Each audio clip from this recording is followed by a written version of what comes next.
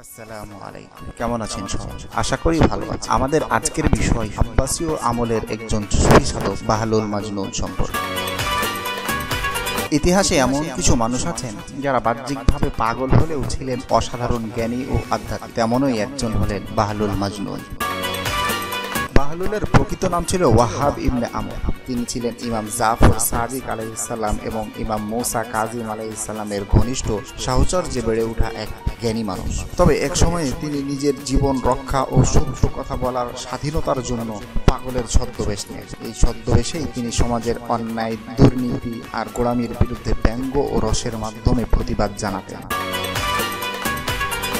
আব্বাসীয় খলিফা হারুনুর রশিদের শাসন আমলের কথা, যে অধিকাংশ সময় কবরস্থানে কাটাত। কবরস্থানে থাকা অবস্থায় একদিন বাদশাহ হারুনুর রশিদ তার পাশ দিয়ে যাচ্ছিলেন। বাদশাহ তাকে ডাক দিলেন, বাহলুল, ওহে পাগল, তোমার কি আর জ্ঞান ফিরবে না? বাহলুল বাদশাহর এই কথা শুনে নাচতে নাচতে গাছের উপরের ডালে চড়লেন এবং সেখান থেকে ডাক দিল, হারুন, ওই পাগল, তোর কি কোনোদিন জ্ঞান ফিরবে না? বাদশাহ গাছের নিচে এসে বাহলুলকে বললেন, আমি পাগল নাকি তুমি যে সারাদিন কবরস্থানে বসে থাকো? বাহলুল বলল, আমি বুদ্ধিমান। বাদশাহ বলল, কিভাবে? বাহলুল রাজপ্রাসাদের দিকে ইঙ্গিত দিয়ে বললেন, আমি জানি এই রঙিন দালান ক্ষণিকের আবাসস্থল এবং এই কবরস্থান স্থায়ী নিবাস। এই জন্য আমি মরার পূর্বেই এখানে বসবাস শুরু করছি। অথচ তুমি গ্রহণ করেছো ওই রঙিন ছাড়াকে আর এই স্থায়ী নিবাসকে এড়িয়ে চলছো। রাজপ্রাসাদ থেকে এখানে আসাকে অপছন্দ করছো, যদিও তুমি জানো এটাই তার শেষ গন্তব্য। এবার বলো, আমাদের মধ্যে কে পাগল? বাহলুলের মুখে একথা শোনার পর বাদশাহর অন্তর কেঁপে উঠল। তিনি কেঁদে ফেললেন, তার দাড়ি ভিজে গেল। তিনি বললেন, খোদার কসম, তুমিই সত্যবাদী, আমাকে আরো কিছু উপদেশ দাও। বাহলুল বললেন, তোমার উপদেশের জন্য আল্লাহর কিতাবই যথেষ্ট, তাকে যথার্থভাবে আঁকড়ে ধরো।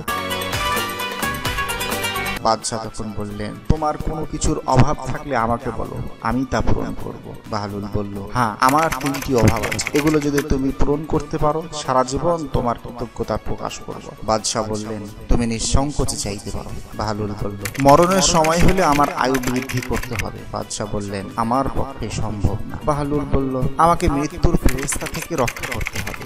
বাদশাহ বললেন, আমার পক্ষে সম্ভব না। বাহলুল আবার বললেন, আমাকে জান্নাতে স্থান করে দিতে হবে এবং জাহান্নাম হতে আমাকে দূরে রাখতে হবে।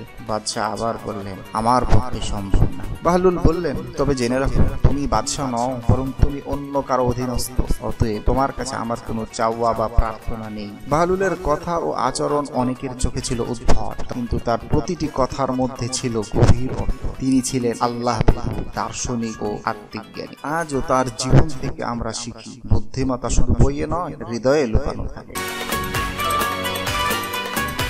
আপনি যদি এমন আরো আধ্যাত্মিক ও ইতিহাস ভিত্তিক ভিডিও পছন্দ করেন তাহলে চ্যানেলটি সাবস্ক্রাইব করতে ভুলবেন না।